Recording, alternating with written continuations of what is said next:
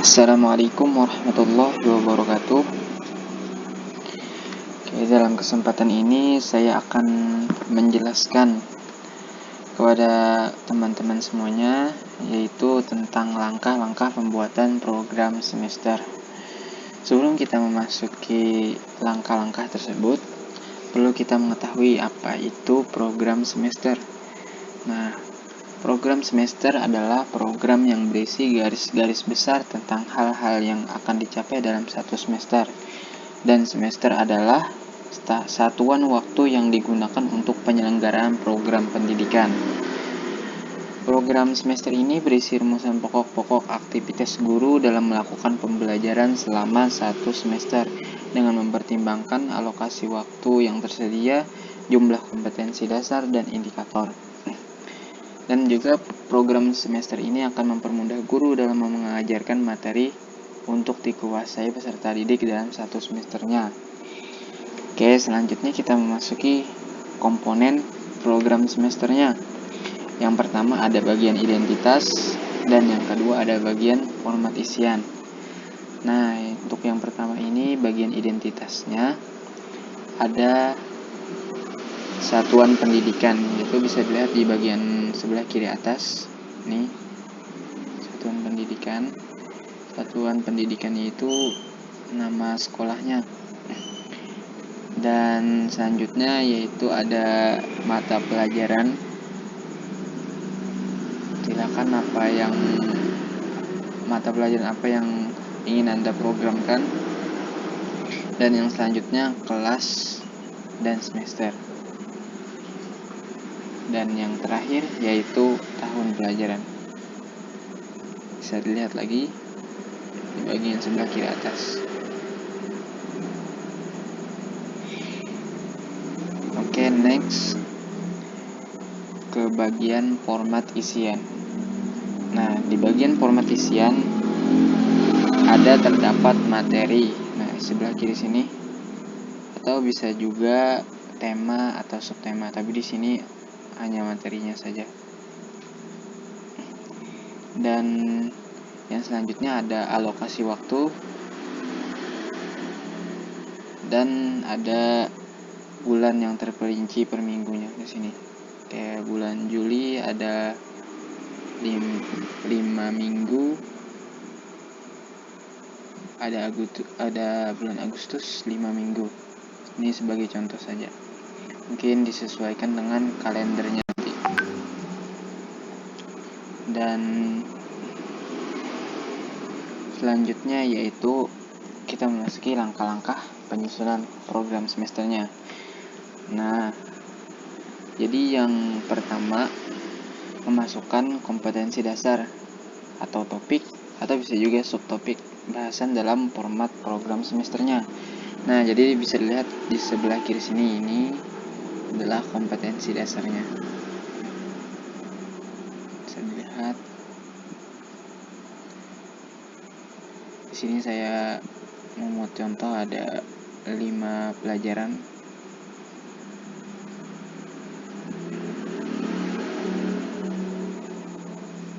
Oke, yang selanjutnya yaitu menentukan jumlah jam pada setiap kolom minggu dan jumlah tatap muka per minggu untuk mata pelajaran. Nah, di sini menentukan jumlah jam pada setiap kolomnya. Nah, di sini setiap kolomnya ini. Bisa dilihat bagian yang saya blok hitam ini. Sampai ke pertemuan menuju ulangan akhir semesternya. Dan ini bisa disesuaikan nanti kebutuhan apa yang Anda programkan nanti. Dan selanjutnya kita memasuki bagian mengalokasikan waktu sesuai kebutuhan bahasan topik pada kolom minggu dan bulan. Nah, di sini kita ada bagian alokasi waktu. Nah, mengalokasikan waktunya di sini, maksudnya 2 di sini, yaitu adalah 2 kali pertemuan. Karena di sini SD, jadi setiap 1 jam pertemuannya itu 35 menit, dan 35 menit itu dikali 2, jadi 70 menit. setiap 2 kali pertemuannya. Bisa disesuaikan nanti kebutuhan waktunya, entah SMP atau SMA. Dan yang terakhir kita membuat catatan atau keterangan untuk bagian penjelasan jika diperlukan. Ini bisa dilihat di bagian paling ujung sebelah kanan.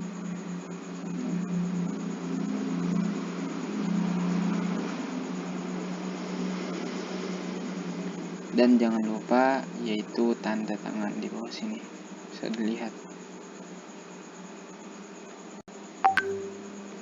Mungkin sekian dari saya penjelasan tentang langkah-langkah pembuatan program semester.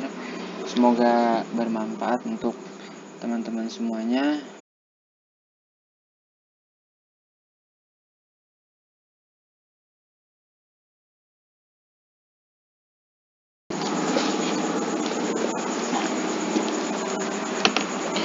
Oke teman-teman semuanya, kita berlanjut ke pembahasan langkah-langkah pembuatan RPP.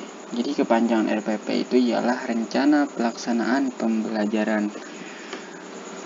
Sebelum kita memasuki ke langkah-langkahnya, perlu kita mengetahui apa itu Rencana Pelaksanaan Pembelajaran.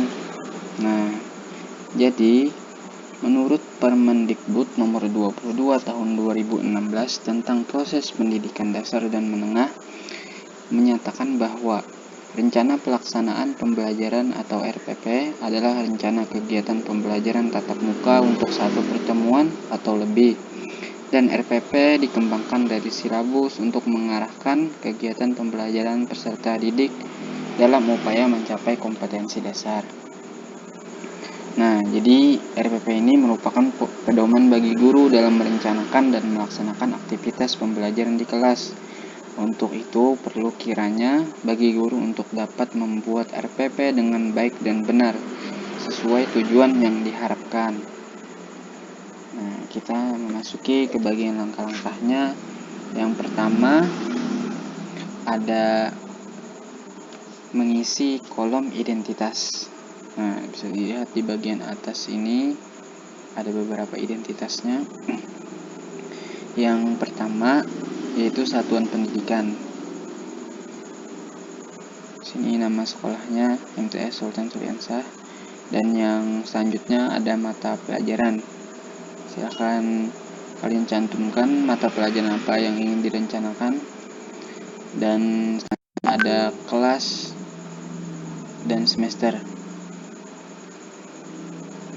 Dan di bawahnya ada pertemuan.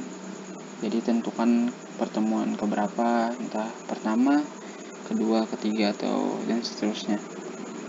Dan selanjutnya ada materi pokok. Nah, jadi materi pokok di sini misalnya perilaku kontrol diri. Nah, di sini untuk pertemuan pertama. Kalau nanti misalnya pertemuan kedua, berarti materi pokoknya ganti lagi. Oke, yang terakhir alokasi waktu.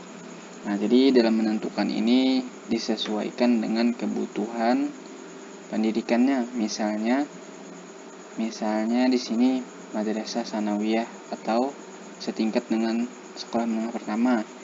Jadi 40 menit setiap pertemuannya, dan di sini 2 kali 40 menit. Jadi ada 2 jam pelajaran dikali 40 menit. Itu jadi 80 menit setiap kali pembelajaran Al-Quran hadis ini. Jadi disesuaikan dengan kebutuhan pendidikannya, misalnya SD berapa, kalau SMP berapa. Oke, next kita ke bagian menentukan standar kompetensi. Nah, jadi di sini ada kompetensi inti, kompetensi dasar, dan indikator pencapaian kompetensi. Nah, di sini bisa dilihat contoh-contohnya. Yang pertama ada menghayati dan mengamalkan ajaran agama yang dianutnya, dan selanjutnya bisa dibaca. Ada 4 di sini saya cantumkan. Dan lanjut ke bagian kompetensi dasar. Di sini ada 3. Yang pertama membaca, yang kedua menunjukkan, dan ketiga menganalisis. Dan yang ketiga ada indikator pencapaian kompetensi. Nah, di sini ada 4: membaca, menjelaskan, dan menunjukkan. Oke, kita masuk ke bagian tujuan pembelajaran. Nah, jadi tujuan pembelajaran ini menggambarkan proses dan hasil belajar yang diharapkan dicapai oleh peserta didik sesuai dengan kompetensi dasar. Nah, jadi tujuan pembelajaran ini harus sesuai dengan kompetensi dasarnya. Nah, bisa dilihat di sini ada membaca, ada menjelaskan, dan menunjukkan. Nanti disesuaikan aja dengan kebutuhan mata pelajarannya, karena bisa saja diganti dengan mendemonstrasikan atau mencontohkan. Oke, ke bagian selanjutnya di sini ada materi pokok. Nah, di sini uraian singkatnya saja. Ada bab membaca Quran surah Al-Anfal, ada kandungan Quran surah Al-Anfal, dan selanjutnya ada hukum bacaan yang terkandung pada surah Al-Anfal, dan yang terakhir perilaku kontrol diri. Oke, yang selanjutnya ada metode dan strategi dalam pembelajaran. Nah, jadi metode di sini saya menggunakan inquiry dan komparatif. Nah, jadi metode disesuaikan aja dengan kebutuhan mata pelajaran kalian masing-masing. Dan strategi pembelajaran saya memilih diskusi, tanya jawab, role play, dan demonstrasi. Nah, ini disesuaikan juga dengan kebutuhan mata pelajarannya masing-masing. Karena ada juga yang tidak bisa menggunakan diskusi atau tanya jawab, atau hanya dengan demonstrasi saja. Ya, jadi disesuaikan. Dan ke bagian selanjutnya yaitu langkah-langkah kegiatan belajar mengajar. Nah, jadi di sini saya menggunakan pendekatan saintifik. Jadi pendekatan saintifik itu meliputi 5M. Nah, jadi ada mengamati, ada mempertanyakan, ada mengeksplorasi, ada mengasosiasikan, dan yang terakhir mengkomunikasikan. Nah, jadi kita memasuki ke bagian pendahuluan dulu. Jadi pendahuluan ini kegiatan awal dalam suatu pertemuan pembelajaran yang ditujukan untuk membangkitkan motivasi dan memfokuskan siswa untuk berpartisipasi dalam pembelajaran. Nah, di sini ada bagian orientasi. Siswa memperhatikan contoh gambar, video, atau fenomena dalam kehidupan sehari-hari. Nah, bagian persepsinya, siswa menyimak penjelasan guru. Nah, di sini guru memotivasi siswa juga, diberi penjelasan tentang manfaat mempelajari perilaku kontrol diri. Nah, oke, jadi untuk kegiatan awal cukup alokasi waktunya 10 menit. Oke, yang selanjutnya bagian inti. Nah, jadi inti ini proses pembelajaran untuk mencapai kompetensi dasar. Nah, sudah saya jelaskan tadi, saya menggunakan pendekatan saintifik. Jadi yaitu bisa disebut dengan 5M. Mengamati, mempertanyakan, mengeksplorasi, mengasosiasikan, dan mengkomunikasikan. Nah, di sini saya mengalokasikan waktunya 55 menit. Jadi bisa dilihat dulu: mengamati, mempertanyakan, mengeksplorasi, mengasosiasikan, mengkomunikasikan. Dan di bagian penutup, di sini kegiatan yang dilakukan di akhir dalam pembelajaran yang dapat dilakukan dalam bentuk rangkuman atau simpulan pembelajaran, penilaian, dan relaksasi. Nah, jadi di sini guru mengulas kembali materi atau pembelajaran yang sudah diajarkan, atau bisa juga disebut dengan mengevaluasi. Nah, baru yang terakhir sama-sama menutup pembelajaran dengan doa. Oke, next kita ke bagian media dan sumber belajar. Nah, di sini media pembelajaran saya mencantumkan yang pertama diri anak, yang kedua audio visual, dan yang ketiga contoh gambar. Nah, contoh gambar di sini bisa video atau fenomena dalam kehidupan sehari-hari yang terkait dengan perilaku kontrol diri. Nah, jadi media ini disesuaikan saja dengan kebutuhan materi pelajarannya nanti. Dan sumber belajarnya di sini yang pertama ada mushaf Al-Qur'an dan terjemahannya, yang kedua buku paket siswa, dan yang ketiga buku Al-Qur'an dan hadis sebagai pedoman hidup. Nah, ini juga disesuaikan dengan kebutuhan sumber belajar dari mata pelajaran yang kalian rencanakan. Oke, selanjutnya ke bagian penilaian. Nah, penilaian hasil belajar ini, prosedur dan instrumen penilaian hasil belajar disesuaikan dengan indikator pencapaian kompetensi dan mengacu kepada standar penilaian. Nah, jadi yang pertama nih ada jenis teknik penilaiannya. Kompetensi sikap observasi, yang kedua kompetensi pengetahuan melalui tes tulis dan lisan, dan kompetensi keterampilannya melalui unjuk kerja. Dan selanjutnya bentuk instrumen. Nah, kompetensi sikap. Di sini ada tabel pengamatan sikap. Bisa kalian isi nanti di sini nama-namanya. Dan di sini bagian religius, jujur, tanggung jawab, santun. Di sini sudah ada pedoman skorannya, yang SB sangat baik, B baik, C cukup, K kurang. Nah, tinggal kalian contreng atau kalian blok. Selanjutnya ada bagian kompetensi pengetahuan. Nah, jadi untuk mengukur kompetensi pengetahuannya, di sini saya mengujinya dengan soal tes tulis, membuat peta konsep. Nah, seperti di bawah ini, lihat.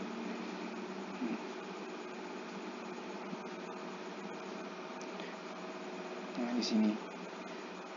Jadi ini disesuaikan juga dengan kebutuhan materinya, entah lewat apa menguji kompetensi pengetahuannya.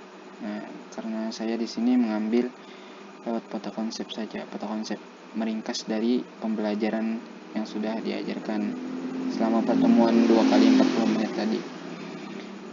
Dan yang selanjutnya ini bagian kompetensi keterampilan. Nah, di sini format penilaiannya bisa dilihat tabelnya. Dan di sini ada aspek dan rubrik penilaian kelompok. Nah, jadi di sini ada keaktifan kelompok di sini. Sudah tertulis juga skornya. Nah, ke bagian yang terakhir yaitu tanda tangan. Oke, sudah selesai saya menjelaskan langkah-langkah pembuatan RPP atau rencana pelaksanaan pembelajaran. Semoga bermanfaat untuk teman-teman semuanya dan bisa direalisasikan untuk teman-teman. Mohon maaf jika ada kekurangan dalam penyampaian saya, dan saran kritik kalian semua saya mohonkan untuk saya, karena saya masih belajar di sini. Sekian dari saya.